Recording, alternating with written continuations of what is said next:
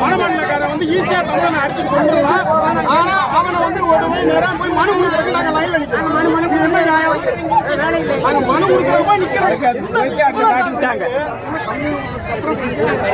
நாங்க போய் அங்க உட்கார்ந்து அப்புறம் நாங்க எப்போ உட்கார்ந்து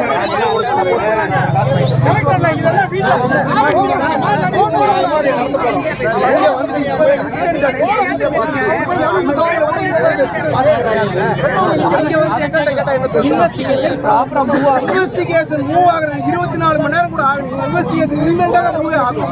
அதுக்குள்ள இன்வெஸ்டிகேஷன்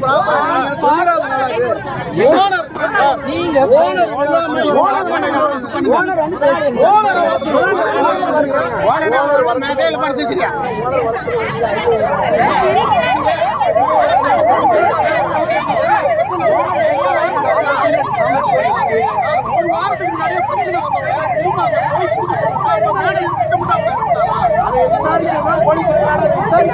விசாரிப்பாங்க சார். அவங்க சரியான கைடன்ஸ் கொடுக்கல. அவங்கள போய் கலெக்டரேட்ல போய் நிக்கிறாங்க, மனு கொடுக்க நிக்கிறாங்க.